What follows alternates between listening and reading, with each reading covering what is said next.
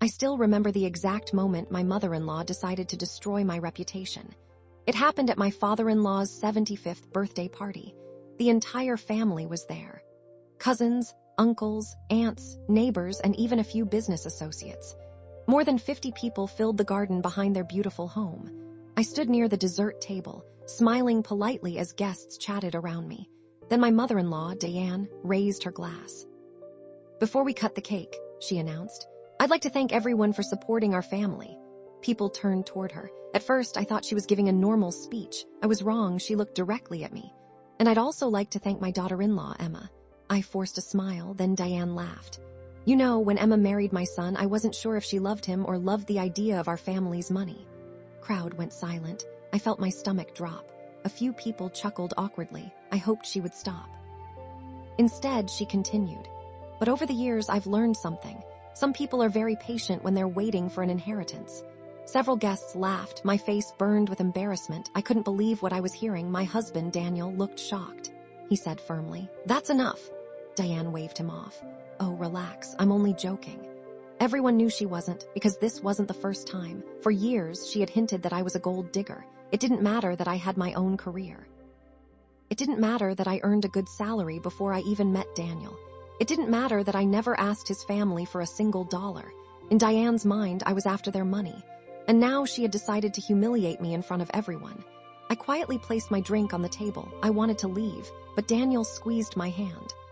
"Give her the satisfaction," he whispered. So I stayed. I smiled, and I endured the rest of the evening. What Diane didn't know was that her biggest mistake wasn't making those accusations. Her biggest mistake was making them in front of witnesses, because 3 weeks later, everything changed.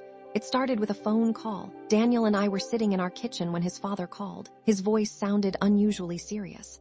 "Can you both come over tomorrow afternoon?" he asked. "Sure," Daniel replied. "What's going on?" "I'd rather explain in person." The next day, we arrived at his parents' house. To my surprise, several family members were already there. Diane sat proudly in the living room. She looked strangely confident, as if she were expecting good news. Then the doorbell rang. A man in a dark suit entered. He carried a leather briefcase. I assumed he was an attorney. I was wrong. My father-in-law stood up. "Everyone, this is Mr. Carter." The man nodded politely. "I'm a private banker." Room became quiet. I exchanged a confused glance with Daniel. What was this about? My father-in-law took a deep breath. "For several years, I've been organizing my estate plans." Diane smiled. Apparently, she already knew where this conversation was going. "I wanted everything to be transparent," he continued. "That's why I've asked Mr. Carter to explain certain financial matters." Banker opened his briefcase. He removed several documents. Then he began speaking. What happened next shocked everyone, including me. Mr. Carter explained that my father-in-law had created several trusts and investment accounts over the years. The family listened carefully. Then came the unexpected part. The banker started discussing financial contributions made to those accounts. He mentioned names, dates, transactions, investments, and suddenly my name appeared. At first, I thought I had misunderstood. Then he said it again. Emma Reynolds made multiple contributions to the family investment trust beginning 8 years ago. Room froze. Diane frowned. "What, Mr. Carter?" adjusted his glasses.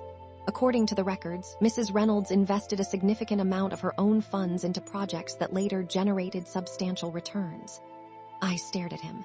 Even Daniel looked confused. Then I remembered. Years earlier, my father-in-law had asked for my opinion on several business opportunities. I had worked in financial analysis at the time. I spent months researching markets and investment strategies. When I believed in certain projects, I invested some of my own savings alongside his.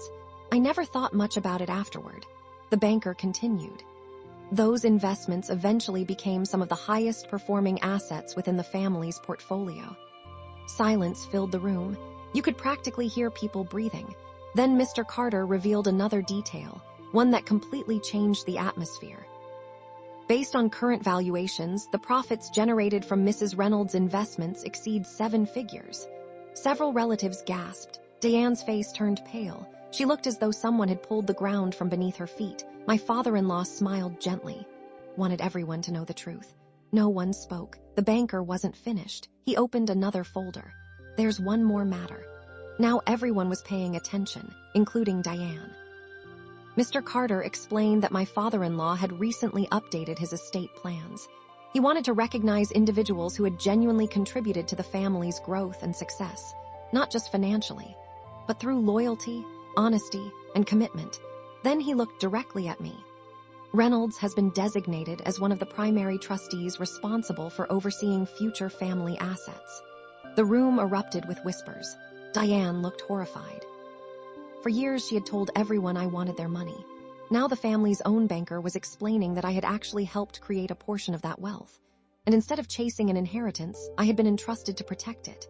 The irony was impossible to ignore. One cousin actually laughed. Another shook his head. An aunt muttered, "Well, that's awkward." Diane's expression tightened. For the first time in nearly a decade, she had absolutely nothing to say. The meeting ended shortly afterward. Relatives slowly left the house. Some avoided eye contact with Diane, others approached me. One by one, they apologized. Apparently, many of them had believed her stories. They assumed there must be some truth behind her accusations. After all, she repeated them often enough. But now the facts were sitting in black and white on official documents. The rumors suddenly looked ridiculous. As Daniel and I prepared to leave, Diane stopped me near the front door. For a moment, neither of us spoke. Then she surprised me. "I'm sorry." I blinked. I wasn't sure I had heard correctly. She looked down. "I judged you unfairly." Those words clearly hurt her to say, but she said them anyway. "I thought you married Daniel for the wrong reasons." I waited quietly.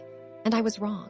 It wasn't a dramatic movie moment. There were no tears, no hugs, no emotional music playing in the background. Just an older woman admitting she had spent years believing something that wasn't true. And honestly, that was enough. I nodded. "Thank you." She looked relieved.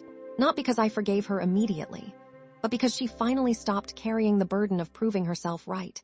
Some people spend years protecting a story they've invented, even when reality keeps proving them wrong. Diane had done exactly that. She created a version of me that fit her fears, and she repeated it until everyone believed it. The problem was that facts don't care about rumors. Eventually, truth catches up. 3 months later, our family gathered again for another celebration.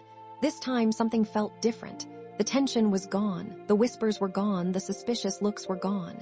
And when Diane introduced me to a guest, she smiled and said something I never expected to hear. "This is my daughter-in-law, Emma." She paused, then added proudly, "One of the smartest people in our family." For a second, I thought I imagined it, but I hadn't. And somehow, that simple sentence meant more than any inheritance ever could. Because respect earned through truth lasts far longer than wealth. And sometimes, the person who tries hardest to tear you down ends up becoming the one who proves everyone else wrong. If you enjoyed this story, don't forget to like, subscribe, and share your thoughts in the comments. Welcome to Emily Calm Stories *, where every story reveals a lesson hidden beneath the surface. We'll see you in the next story.